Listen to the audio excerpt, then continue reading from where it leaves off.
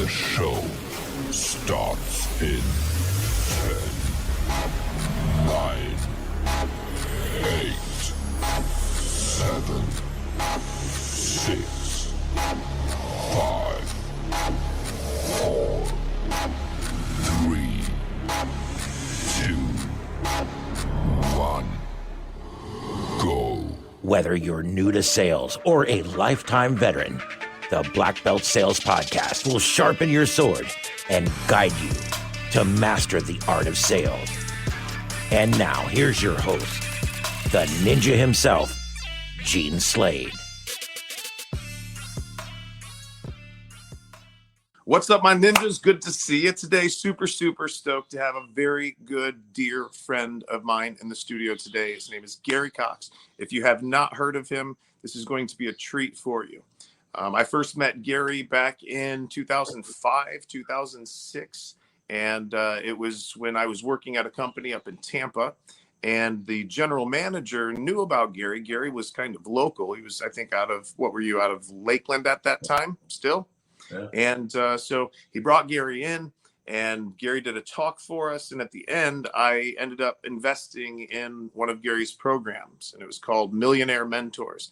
And I tell you what, guys, it absolutely forever changed my life. It introduced me to people like Les Brown, the owner of Sandals, the owner of Hawaiian Tropics, a lot of different people that were just massively influential in keeping my head right during the day. How many of you out there, when you're driving around in your trucks, sometimes your head starts to mess with you, start to think about the stuff going on at home, and it interferes with business.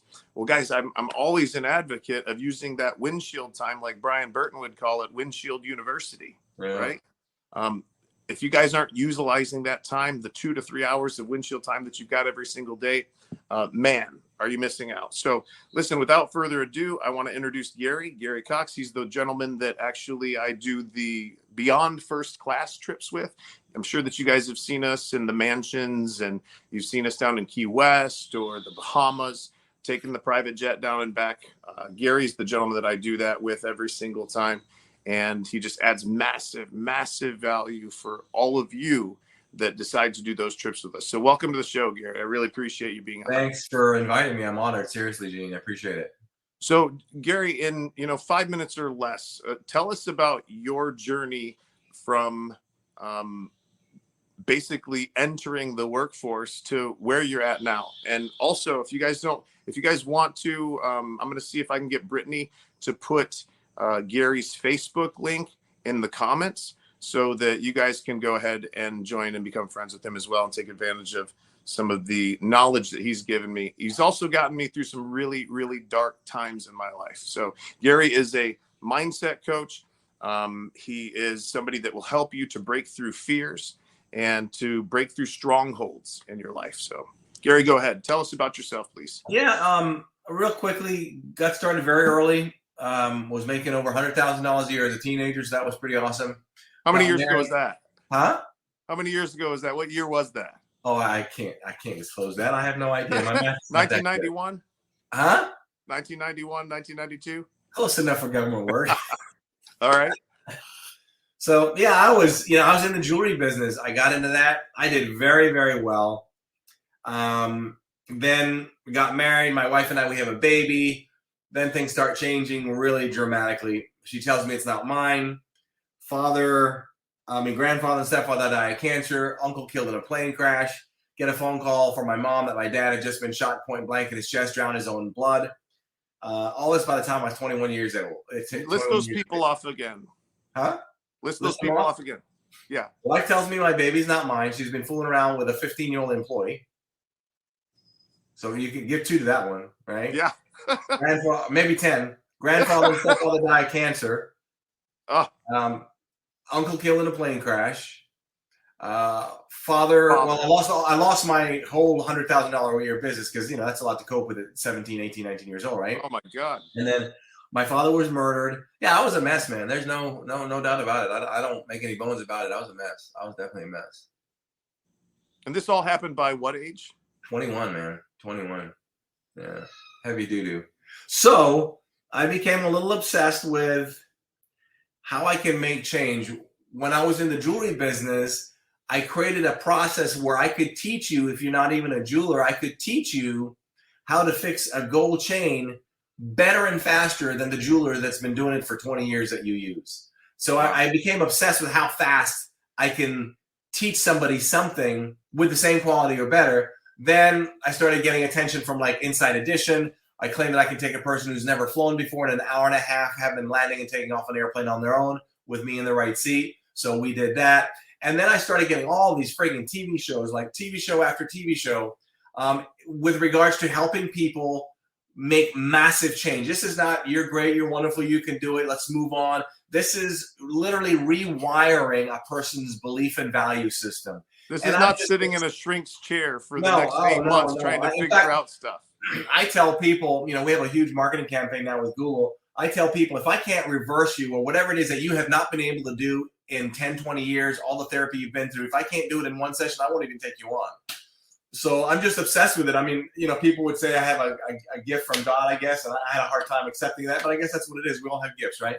Hey, if you're watching right now and you have any sort of what somebody might call a rational fear or an irrational fear, one of the two. So Gary would define being afraid of snakes as an irrational fear. Or as long as it cripples their life and it causes their life to all constantly having to alter. And you've been into therapy, no one's helped you, I'm your guy. Anybody out there got any irrational fears, just put them down in the comments. I want to know, all right? I'm not going to call you out and have Gary work with you or anything like that. He's not here to do that right now. But I want to know, do you have any irrational fears? All right, I know Brittany, it's with spiders. There was one in the shower this morning, and I had to go get the salt gun and annihilate his ass for her. She wouldn't even shoot him herself. Right? I'm like, just hit him with a shoe. She's like, nah, man, nah, you're going to take care of this. So, and then also, if you're watching this live, will you please just type in live for me?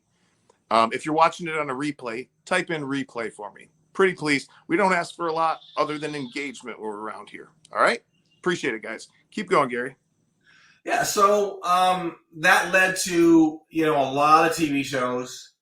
And then that led to, speaking engagement. So what I do now, as you've been able to see, I take people to demonstrate on stage how fast the human mind can change. And I think what happens is we limit our ability. I think we cheat ourselves to not appreciate how quick change can be made. I know of a sad story of a girl in Yugoslavia, I don't know where it was, Belarus, something like that, in a war years ago. And she saw her parents get blown up. She instantly became diabetic. Instantly. The human body has the ability to do things like that for the good and the bad. And what happens is most people don't take the time to figure out what the instruction manuals. I mean, you and I have been flying around for quite a bit. And in an airplane, when something goes wrong, you have a checklist. So a light goes on, there's a checklist, here's what we do. Most people, when they have a problem, they don't have a checklist. It's some other stupid means of controlling or softening or whatever. But you got to have a checklist, and I have a checklist. Such as smoking, such as drinking. Smoking, drugs, anger, violence, sex, quietness, retrieving, doing nothing, not meeting with anybody, being in solitude. It can be so many different ways. And I think that's where we don't sometimes realize that when we have a problem, we go into the problem too much. I'm guilty of it, but what we've got to realize that we're not made up of our thoughts, because when we kind of think we are, but that's all they are. They're just thoughts, Yeah, and they happen automatically, right? Instantly without you realizing it. So that's where a lot of people are not acutely aware of what's going on. Shakespeare said, nothing is good or bad, but thinking makes it so. Now, you hear a lot of people say, well, you just got to reframe. Well, kind of yes, but kind of bullcrap. For example, that'd be like me saying to somebody who says, I can't. And I say to them, well, just say you can. Well, they can say, I can till they're blue in the face. If they still believe they can't, they can't. And we just reframe them from I can't to I can. It's not enough. We have to learn the strategies on how to change our belief system, because everything is about beliefs and values. Everything. I'll give you an example. I just worked with a gentleman I guess last week, and he had anxiety, intense anxiety for 10 years. And the anxiety came on when a bunch of people at his office, he was doing woodwork on a table for a company, and some people started giving him a lot of stress. I need to get this done. And he just created a panic attack. And for 10 years, he associates subconsciously that panic attack, and he feels he's going to be out of control. So what do? We have one or two things that we can do when we have negative emotions. We can ignore them, or we can reward them. Unfortunately, the human tendency is, because we're born to be a slave to our feelings, we reward them. And so then hang on a second. Tell me what rewarding a negative behavior is. Sure. Give me an example. So this you can do it in sales and rejection. For this gentleman, he got so much anxiety. Now he was afraid to go out in public, because what will other people think of me if they start seeing me stress out? So how do we reward the behavior? We don't go out in public. So now our world gets smaller and smaller. We get a lot of rejection in sales. How do we reward that? We don't pick up the phone and be proactive on the next one. Sure. And the craziest thing is the negative reward. The negative reward, the negative reward would be, let's say we start off in the morning. We say, okay, we're going to make 50 phone calls by noon. And the first 3 phone calls, they hang up on us and tell us we're crooks or whatever. Well, what happened to the 47 now? If we're not careful, we cave in and we end up doing 3 or 4 maybe. So this strategy, or these strategies, can be applicable to every area of our life. And when we master them, we have that checklist. And so that ultimately, I'm giving people emotional freedom. And that's just the most awesome thing. And nowadays, Gary flies around in private jets and takes Rolls Royces around and gets chauffeured and in the Bahamas. I don't do that at home. I live a very simple life. Long journey. So thanks for giving us an overview. Next question is, what is one thing that if you had done it earlier in your career would have given you a lot more success than you've got today? Believe bigger. Believe? Think? Both. You got to think it first, then you believe it. I remember one day I was probably 23 years old, and I was taking some flight lessons. I had already had my license, and the owner had a Learjet. And this thing is like a Ferrari on steroids. And he said, look, I need somebody in the right seat. I need you to be co-pilot for me. I got to take the jet up and do a quick spin. Holy crap. I never envisioned anything like that. I never thought all these years of flying before that I could take that to another level. And that was it. That just changed the game. So the mind expands, right? It's like I tell people, I use the illustration of a rubber band. If I got a rubber band here, and this is the size that it is at a sitting rest, right? So it doesn't even go from this side to this side. It goes maybe 3/4, if that. But if we stretch that, this is problems. This is stress. This is employees, quitting on us. This is customers being whatever. Stress. Give me a thumbs up for the employees quitting on us lately, guys. Right. So if it's too much stress, you break it. Right. Right. If you manage the stress, what happens is you manage it effectively, and then now we're covering most of the hand because we know we're capable of doing that. And the challenge is we don't see these things when we're in these negative emotions. We have to learn. I tell people it's kind of like if you can be in a negative emotion and instantly separate your body from that emotion and be in the corner and be a video camera, what or how would you handle it differently? Ooh. And Say that one more time. If you're going through a lot of negative emotions, and if you can be acutely aware of just saying, snap your finger, I'm going to double my body. I'm just going to become invisible, put myself in the corner, watch what I'm doing. How would I change my behavior now in order not to reward the crap that I'm going through, and understand its emotion? For example, when you're happy and elated and excited, it's a thought, it's emotion. That's it. That's all it is. We don't acknowledge that. We don't even acknowledge the crap, right? So when we go through crap, it's just a thought. And man, how fast can you acknowledge that? And it's not very easy to do. That's the question. Can you catch it? That's the question, yeah. And if you're not into personal growth, if you're not into being the best you can possibly be, you're not going to catch it. You're just not going to catch it. And it takes practice over and over. And that's where, when you and I talked a couple of years ago, you were going through some major stuff. When my feelings are not in harmony with my goals, ignore my feelings. That's one of the major belief systems that I use to reprogram myself consistently. If there's something I needed to do today, I just didn't feel like it. The first thing that I said, when my feelings are not in harmony with my goals, ignore my feelings. What feelings? My negative feelings. Somebody needs to write that down in the actual comments. Absolutely. Britt Moore, if you're still there, Britt Moore or Tony Nilbert, will you write that down? Say it again, Gary. When my feelings, brackets, negative feelings, when my negative feelings are not in harmony with my goals, so you need to know what your freaking goals are, ignore my feelings. If you keep rewarding them, you're just digging your grave emotionally deeper and deeper. Yeah, I had to deal with that about 3 years ago, and that was a massive turning point for me. Sure. That's exactly the advice that Gary gave me when I was going through that, and it was one of the things that helped me get through it. So, guys, when you're what? When my feelings are not in harmony with my goals, ignore my feelings. 100%. I'll give you an example. Years ago, I created this BFC, the Beyond First Class program, right? So I shared with the largest promoter in the speaking industry in the United States. He was like the bomb. Who? We had a good relationship. And so I told him about this. And I wrote the article or the advertising copy. He goes, do you really think people are going to pay for this? Because I am literally the original one who started this jet stuff. I have pictures of me in front of a jet 30 freaking years ago, right? Everybody's a copy now. But anyway, so, and the first thing, because he's better than I am, if I'm not careful, he's more experienced bias because he's better, maybe smarter in the industry. If I'm not careful, I'll have a tendency to listen to him.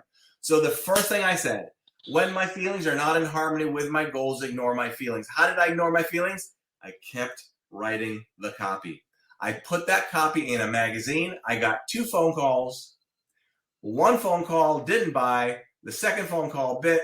It was one of the largest sales I've ever had at that time. All because I ignored him, and I had a hard time justifying ignoring him because he's smarter than I am in this industry. Right. I was a baby speaker, and this guy had all this, knowledge. So, you've got to have a way to counteract this stuff. If not, you'll buy into it. Who are some of the big names that people would recognize out there that you shared stages with? Zig Ziglar. Harvey McKay, Steve Covey, I don't know, a bunch of them. Those are 3 pretty big freaking names. Yeah. And just for those of you who don't know or didn't see it, last trip that Gary and I took together, the mansion trip where we went down to Key West 2 days in a row with 2 different groups, he put me in the cockpit and got Les Brown on the phone for me. No, that was a speaking engagement in Arizona. Oh, yeah, that's right. That was. I forgot Les. Yeah, I forgot Les. Yeah, Les too. Yeah, Les Brown is one of my favorites out there, and because of Gary, I got to talk to him. So appreciate that. That was pretty cool. That was pretty cool. I had another question that came up for you during that, but I got all excited. No worries, we'll come up with another one. Cool. So here's the next question. This is for my younger generation. Yeah. What would you say, having been through what you've been through, what's the number one skill that you need to have in order to be successful, both professionally and personally in life? Well, professionally, I think it needs to be having the ability to be persuasive in sales. I think that's okay. So important if you're in the sales part. Nothing happens in business until a sale is made. That's it. That's the lifeblood of the business, right? On a personal basis, I think people, especially guys, suck at communicating. What does that look like? What it looks like is that, well, here's the thing. Men think first, feel second. Women feel first, think second. Come on. So we're the opposite in dynamics. So now if we're a guy and we get that, as a guy, we have in fact, I had a friend of mine, he's a gentleman, and, I had some problems, and all he would do was try to solve my problems. You got to understand, some people don't want a problem solved. They want some sympathy, or they want a bouncing board, or they want a soundboard. So I tell people, when somebody's talking to me, like when I'm in a relationship, I'll ask her 2 things. Do you want a soundboard or a bouncing board? If you want a soundboard, I'm going to take in the sound and listen to you. If you want a bouncing board, I'm going to give you advice. So these are part of the ways that we communicate. But communication, and that's where we go back into past trauma, negative experiences of our past. We can date one person or be married to this one person. Their background and our background causes a lot of conflict. We go to another person, those conflicts don't even exist, but we have a whole nother different conflict. And if we don't know how to handle conflicts by effectively communicating, we're at a huge disadvantage. And I think people, especially nowadays, we need to redefine what love is. You know, I see people, the names they call each other, that's not love. That's just abuse. You know, we get away with it because that's the way we were raised. But, you know, we need to redefine what our definition of love is. If we roll our eyes, that's not love. So I caught you, you caught me. I'm sorry. Let me do better. But yeah, I think we need to redefine a lot of those things.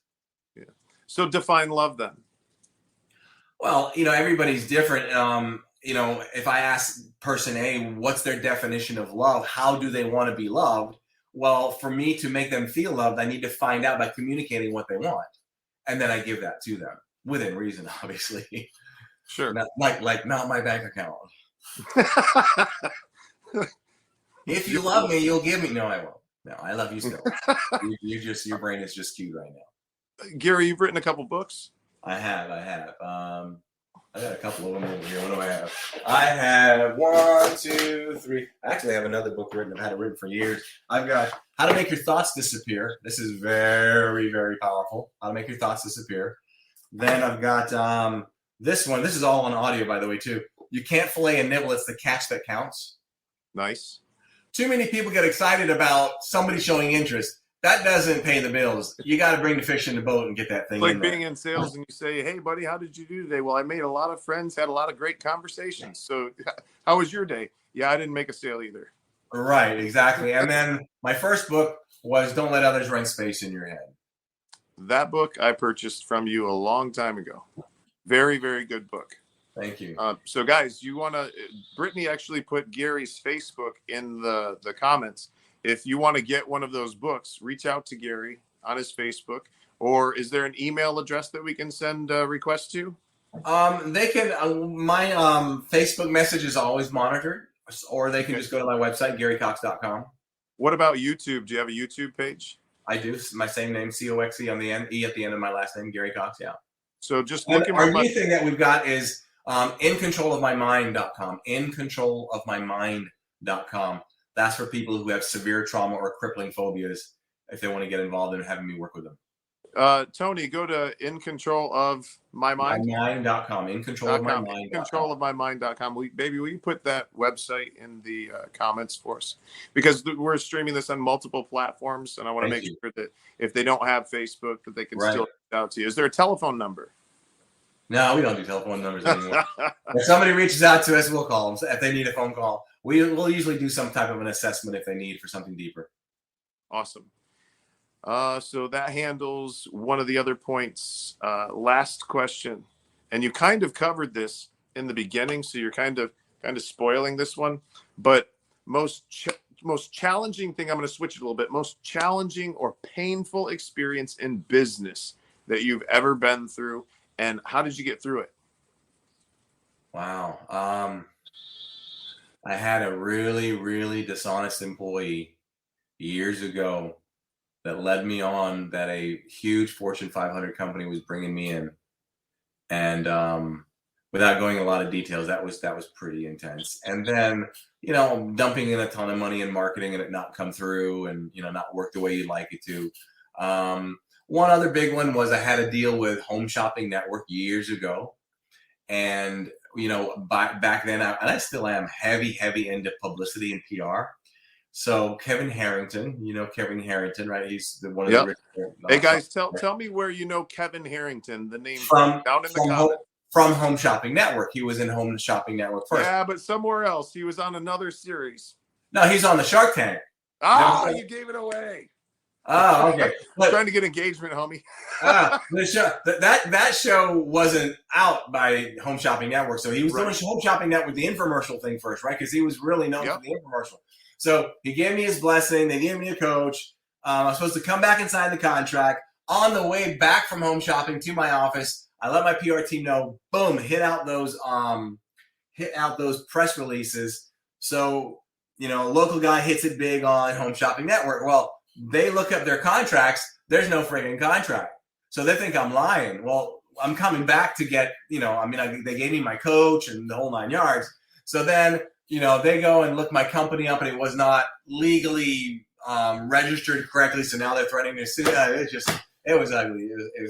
But yeah, that was not fun. So how did you get through it? I mean, must have caused massive depression. Well, or at least depressed. It cost massive money because I had a ton of, back then it was cassettes. So I had a storage unit just full of cassettes because you had to guarantee tens of thousands of dollars worth of product. And if they don't sell, that's your problem. You pull it back. So it was a huge risk for me. And I'm only like in my late 20s when all that happened, man. That was rough. Still got any of them tapes? Huh? Still got any of them tapes? No. I don't I'd have lit them on fire after a while. I might have one or two. We still have albums, but I don't know if they have the tapes in them. Gary, no more questions, brother. We try to keep these short and concise. Is there anything else that you would like to share with people out there? Yeah, you hear it all the time. Don't give up, and when you don't have purpose, you're more prone to giving up. So you've got to figure out what are different ways for you to have more purpose in your life, which keeps you from giving up. Understand, too, that the more stressed out you are in life, and we all get it, right? Business, life, whatever. The more stressed out we are, the more it erodes our belief and value system. So we really have to learn to keep that in check. It's awesome. If you guys want to go on the next private jet with Gary and myself and do a mastermind with us down in the Bahamas or down in Key West or wherever it is that we're going to go, let us know. I promise you, once you experience that, like, doors are going to be unlocked. You're going to want to live a bigger life. All right. Sometimes, guys, you got to stretch a little bit, get outside of your comfort zone. There it is, the rubber band. Invest in yourself. So if you're interested in going on one of the next flights with us, just put fly private down in the comments. We don't have anything scheduled yet, but we might possibly schedule something just as a result of this whole live. All right. It's called Beyond First Class. What's it going to look like when we go down to the Bahamas, Gary, next time? Well, the Bahamas has just dumped $50 million in renovating the Sandals resorts down there in Nassau. So it is absolutely. I was just there about, I don't know, maybe a month ago to check the property out. Yeah, it's wicked, man. It's awesome. So we're going to take off from a private airstrip in the Orlando area, if you will. And we're usually wheels up at about 8:15, wheels down at about 9:30 in the Bahamas. Look at you. We typically will take a couple of Rolls-Royce escorts with police escorts over to Bahamas and over to Sandals. And then we've got this beautiful gazebo that's stretched out over the water, crystal blue water, where we just sit and we mastermind. We have 3 meals for the day. So you're going to come home fed and full. We'll be down there and back in probably 14 hours or so. So it'll be a long day, but one that you will never forget. So Absolutely. Put fly private in the comments from wherever you've been checking in today. I appreciate you. Gary, thank you very much for your time today. Always a pleasure being with you. Gene. Thanks Can't wait so much. to see you soon. All right, buddy. We'll do it. Keep crushing it, man. See you. Thanks, guys. Thank you, everybody.